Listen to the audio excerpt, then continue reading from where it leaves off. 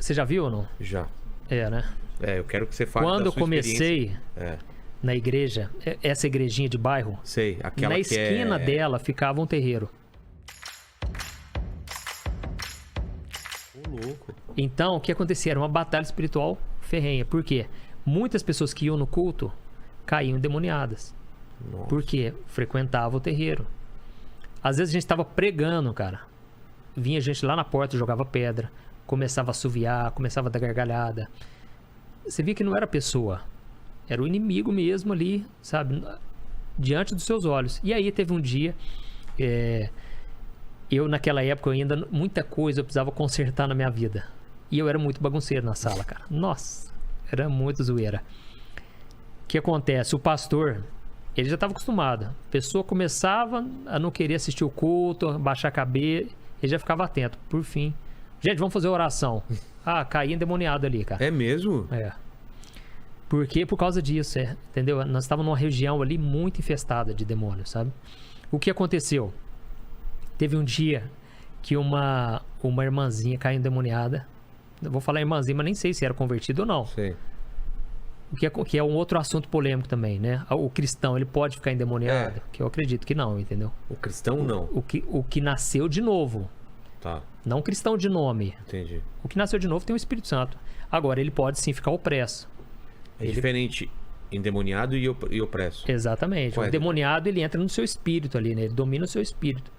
Agora, o nosso espírito, quem controla ele é o Espírito Santo. Então não tem como. Se ele já ocupa lá, não tem como ocupar. A pessoa pode estar desviada. O que vai acontecer? Que o inimigo vai oprimir ela na alma, na mente. O que é opressão, pra a gente saber a diferença? É um sentimento ruim?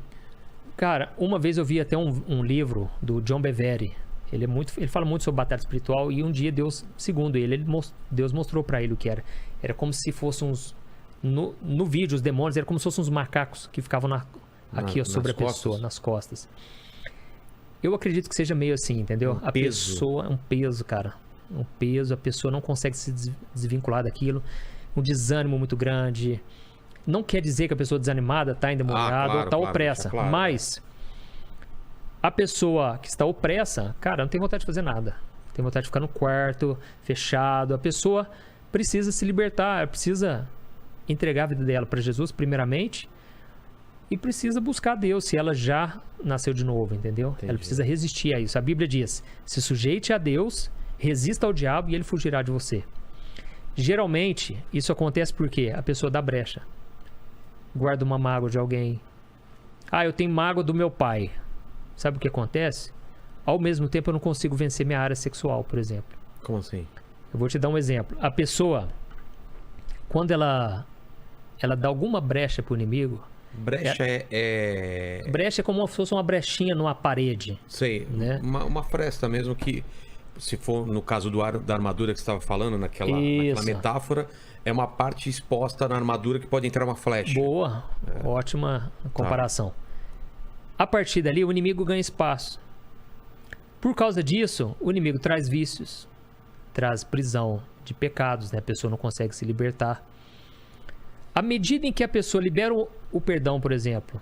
Eu tinha uma mágoa contra minha mãe, meu pai, um exemplo. Sei. Liberei o perdão. Talvez ali a pessoa já foi liberta. Fecha essa brecha. Fecha essa brecha, entendeu? Por quê? Aí o inimigo já não tem mais poder sobre aquilo. Agora, enquanto o inimigo está ganhando espaço, tudo fica mais difícil para a pessoa. Entendeu? A pessoa, ela está sendo dominada pelo inimigo. O inimigo não tem acesso ao espírito dela. Mas a alma dela, ele domina as emoções, domina os pensamentos. Então, a pessoa pode estar na igreja e estar opressa pelo inimigo, entendeu? Entendi. Mas como você identifica a área, por exemplo, que é só com oração, que você falou, ela tem uma brecha porque ela não libera perdão. Mas às vezes a pessoa está tão dentro disso que ela nem entende qual é o problema que ela tem. Às vezes ela não vai ter essa sacada, fala, putz, é um problema que eu tenho com meu pai, entendeu? É por isso que... Às vezes é uma mistura de coisas também, né? Não, é lógico que o que a Bíblia diz assim, Paulo diz, vocês não estão debaixo da lei, mas vocês estão debaixo da graça. E por causa disso, o pecado não terá domínio sobre vocês. O que é a lei e o que é a graça? É outro assunto, calma aí. Vamos só terminar esse. Então guarda aí pra gente esquecer, a lei e a graça... Todo cristão, quando ele nasce de novo, ele recebe o Espírito Santo. A Bíblia diz em 1 João que o que é nascido de Deus, ele não vive na prática do pecado. Tá. Porque dentro dele nasceu uma divina semente, que é o Espírito Santo. Então ele não pode viver mais na prática do pecado, porque ele não consegue mais. Por isso que é o processo da santificação. Entendeu? Que é a obra que Deus começa a fazer na vida da pessoa. O que acontece? A pessoa que roubava não rouba mais, que furtava não furta mais, que mentia já não consegue mais mentir. Obviamente, em algum momento vai mentir. Pode acontecer e vai mentir. A gente não consegue viver o tempo todo sem pecar. Só que o pecado agora já não nos separa mais de Deus. Porque Jesus, ele ofereceu o sacrifício completo na cruz. Só que o que acontece? Se a pessoa ela insiste naquele pecado, ela pode se tornar escrava. Pode não, vai se tornar escrava. E Jesus falou, aquele que pratica o pecado se torna escravo dele. João capítulo 8. Mas se o Filho vos libertar, verdadeiramente sereis livres. O que acontece? Não é porque eu entreguei minha vida para Jesus que eu vou ser totalmente liberto. Não, eu vou ser liberto se a verdade me libertar. Se eu deixar Jesus governar minha vida. Se o Espírito Santo governar minha vida. E aí o que acontece? A gente confunde, porque a gente pensa, nossa, eu pequei, então quer dizer que eu não estou liberto? Não, você já está liberto. Tudo que você tem que fazer agora, crer no perdão de Deus, crer que Jesus já pagou pelo seu pecado e bola para frente. Entendi. E não ficar se martirizando. Porque o papel do diabo é o quê? Acusador. Ele é o acusador dos nossos irmãos. E te forçar a pecar mais ainda, porque já pecou mesmo, né? Se você não crê na graça, você vai se apoiar na sua força. Entendeu? Entendi. Eu tenho que resolver, eu vou conseguir. E aí você se frustra mais ainda e você se afunda mais no pecado.